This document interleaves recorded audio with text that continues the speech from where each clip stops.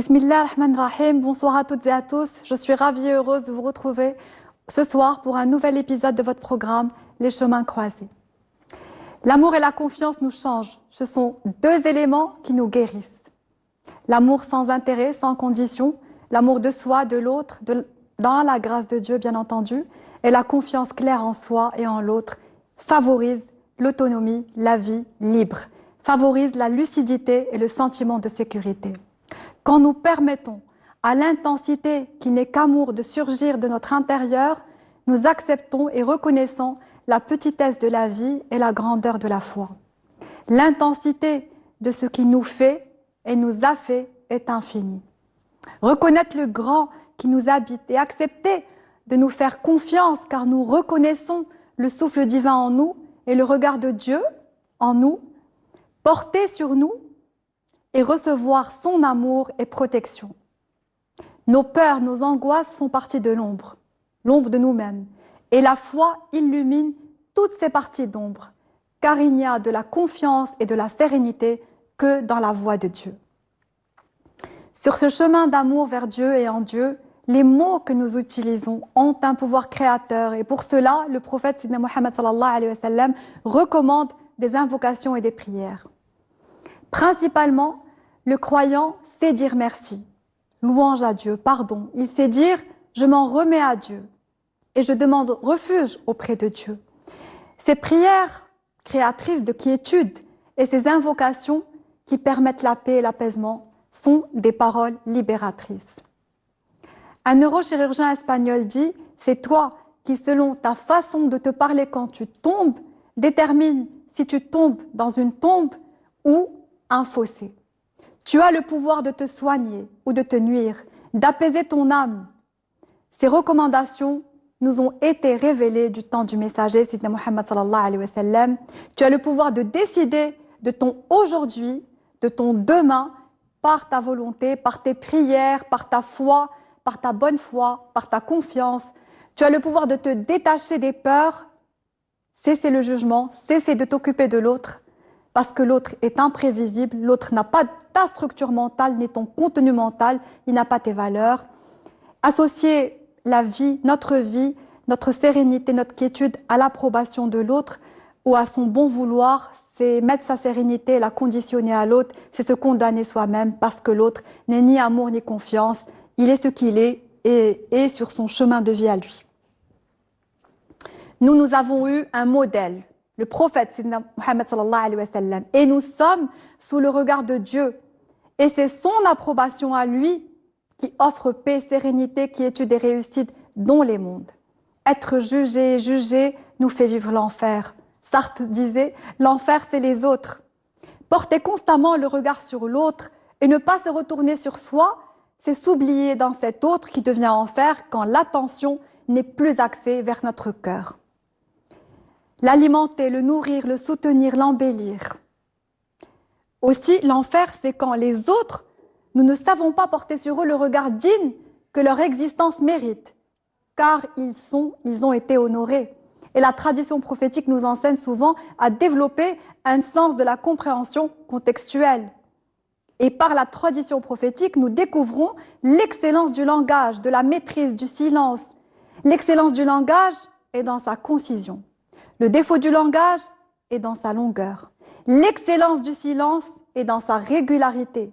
Le sage dit, deux sortes d'hommes courent à leur perte, un aimant fanatique et un haïsseur acharné. L'équilibre nous est recommandé. La régularité et la constance nous rendent plus forts. Les mots justes, le silence quand il est nécessaire, le recul obligé nous permettent cet équilibre. Toute cette démarche forte, enrichissante pour l'être permet de vivre dans l'espérance en Dieu. Avoir ce sentiment fort qui révèle que Dieu nous entend, nous voit, qu'il sait ce que cachent nos cœurs, qu'il connaît nos peurs, nos souhaits intimes, nos espoirs et nos désirs, qu'il va y répondre, les rendre réalité. Tout cela est sens de vie. Aussi, avoir une confiance ferme et absolue en ce que Dieu décide est beau.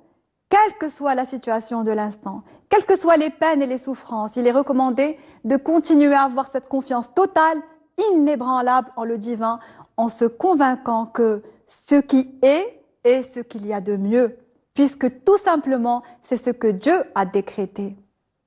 Le compagnon du prophète, Omar ibn Khattab, était détaché de tout ce qui lui arrivait, que ce soit bien ou pas, car il ignorait réellement où gît le bien. Il faisait confiance et s'en remettait à Dieu.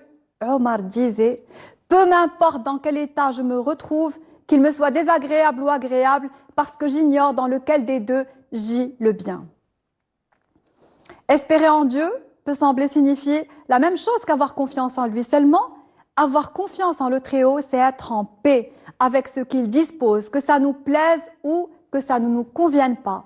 Même si ce qui a été décidé pour nous ne nous satisfait pas, il faut réaliser que même si nous ne comprenons pas, eh bien Dieu sait. Il sait ce que nous ignorons. Et en effet, Omar ibn Khattab, compagnon du messager, s'en remettait toujours à Dieu, quelles que soient les situations auxquelles il était confronté. Il croyait fermement en son décret, il avait confiance. Et dans le Coran, il nous est dit d'ailleurs à ce sujet, c'est à Dieu que doivent s'en remettre les croyants. Et il nous a été également révélé, c'est à Dieu que vous devez vous en remettre si vous êtes croyant. S'en remettre à Dieu, c'est tellement beau. Accepter tout ce qui vient de lui, ses décrets, ses dispositions, s'en réjouir, c'est fort. Nous sommes libres de croire. Et la liberté est un cadeau terriblement beau. Choisir la joie et la foi, louer Dieu, choisir de le faire, d'illuminer aussi son chemin, d'illuminer son obscurité pour pouvoir illuminer son entourage. Car qui regarde au dehors rêve, mais qui regarde et observe son propre être s'éveille. Et Dieu, à travers le regard que nous portons sur lui, nous invite à regarder en nous pour vivre l'éveil et nous élever, ne pas sombrer. Les imams al-Bukhari et Muslim rapportent le hadith suivant d'après Ibn Abbas, selon lequel le prophète Sidna Muhammad sallallahu alayhi wa sallam confie, alors qu'il est interrogé au sujet des 70 000 croyants qui entreront au paradis sans jugement, il dit « Ce sont ceux qui ne recourent ni à la magie ni à la divination, mais qui s'en remettent plutôt à leur Seigneur. » C'est une magnifique parole, elle exprime et illustre la foi. Ces hommes et ces femmes qui entreront au paradis sentent et savent qui est Dieu. Ils s'en remettent à lui et ne s'en remettent pas aux hommes. Ils savent la majesté de Dieu. Quand ils disent avec leurs lèvres « Dieu est grand », ils ont pleinement conscience de sa grandeur et ils s'en remettent à lui. Avoir confiance en Dieu, c'est accepter ses décisions, car quelle que soit cette décision, elle nous est destinée. Quel que soit ce qui nous arrive, nous sommes assistés et protégés par Dieu pour le supporter. Parce que le prophète Sidna Muhammad sallallahu alayhi wa sallam disait « Chacun est assisté pour aller vers ce pourquoi il a été créé. » Quelle que soit la peine que peut endurer toute personne, Dieu récompense la patience et aide à supporter les moments et il fait oublier les mauvais moments. Parce que Sidna Muhammad sallallahu alayhi wa sallam annonce dans l'un de ses hadiths, ses paroles et messages fabuleux, au jour du jugement, on placera la balance, on fera comparaître les gens de la prière, leurs actions seront pesées et eux récompensés. On fera comparaître les gens du jeûne, leurs actions seront pesées et eux récompensés. On fera comparaître les gens du pèlerinage, leurs actions seront pesées et eux récompensés. Et on fera alors comparaître les gens de l'épreuve. Aucune action ne sera pesée et aucun registre ne sera déployé. Leurs récompenses leur seront attribuées sans comptage. À tel point que les gens qui furent en bonne santé désespéreront de ne pas avoir connu le même sort qu'eux, tant les récompenses de Dieu seront importantes. Ces paroles du messager nous aident à comprendre l'insignifiance de ce que nous vivons et l'importance de ce qui nous attend, parce que Dieu est grand. Et tout suit le pouvoir de Dieu et les trajectoires sont déterminées. En fait, nous ne pouvons pas arrêter la montée de l'aube. Nous ne pouvons pas mésestimer la liberté dont Dieu nous gratifie. Nous sommes bénis et c'est à Dieu que nous nous remettons. Parmi les tristesses de par le monde, nous ne pouvons pas penser à un délaissement de Dieu. Il n'en est rien. Les hommes ont reçu des codes de vie, des appels à la vie et à la clairvoyance pour s'aimer, se traiter avec justice, s'entraider, s'honorer. Mais quand rien ne se fait, que faire face à l'ingratitude des hommes? Ces hommes sont et seront responsables de leurs actes. Dieu nous a avertis que cette vie est épreuve et que même s'il est le puissant et juste, c'est aux hommes et aux femmes qu'il incombe de s'entraider, de se secourir, de s'aimer, de se protéger. Ils ont à ce titre été guidés et orientés. Ils ont été éclairés. Nous sommes responsables et la confiance que nous plaçons en Dieu nous permet la lucidité et la clairvoyance. Dieu nous dit dans le verset 58 de la 25e sourate du Coran, « Place ta confiance en le vivant qui ne meurt jamais. » Dieu, le Seigneur des mondes, le seul, l'unique, le tout-puissant. Et le croyant ne doit pas se plaindre en pensant que Dieu l'a délaissé, oublié, qu'il n'a pas entendu ses invocations. Au contraire, il doit continuer sur son chemin spirituel et réaliser qu'il peut parfois ne pas comprendre, mais qu'il doit continuer à avoir confiance. Abdul Qadir Jilani s'adresse dans l'un de ses ouvrages au fils d'Adam en lui disant ceci: « Comment peux-tu te plaindre de lui alors qu'il est le plus miséricordieux des miséricordieux, le meilleur des juges, sage, infiniment informé, bon, très miséricordieux, aimable avec ses serviteurs, jamais injuste, plein de compassion ?» Et Abdul Qadir Jilani va reprendre ces belles paroles du prophète: « Dieu est plus miséricordieux avec son serviteur qu'une mère avec son enfant. » Et puis, on sait tous combien l'amour d'une maman pour son enfant est pur, sa protection totale, son pardon facile. Le messager nous dit, nous apprend que l'amour que Dieu nous porte est plus grand que celui d'une maman pour nous aider à comprendre justement la relation à Dieu que nous pouvons construire et la protéger. Les croyants ont beau s'appliquer à toutes sortes de pratiques cultuelles, il n'en est pas moins nécessaire qu'elles soient faites avec l'intime conviction que bien que Dieu n'ait nul besoin de nous et de nos pratiques, en ce qui nous concerne, ces actes de foi représentent un moyen de purifier nos âmes, de nous rapprocher davantage du Très-Haut, d'accepter tout ce qu'il décrète comme étant le mieux pour nous. Il est nécessaire de reconnaître la grandeur de Dieu et de ses bienfaits.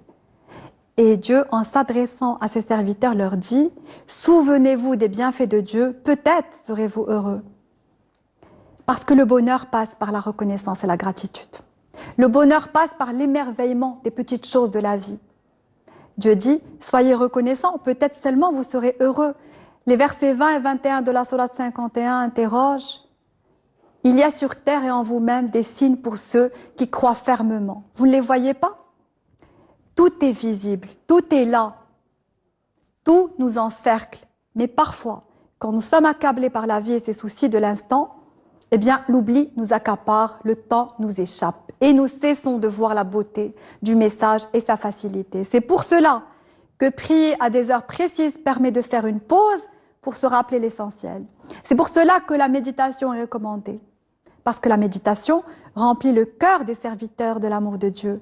Elle rend l'être humain reconnaissant vis-à-vis du Tout-Puissant. Elle accroît notre connaissance de l'essence de Dieu, donc de ses noms, de ses attributs, et par conséquent, de ses bienfaits.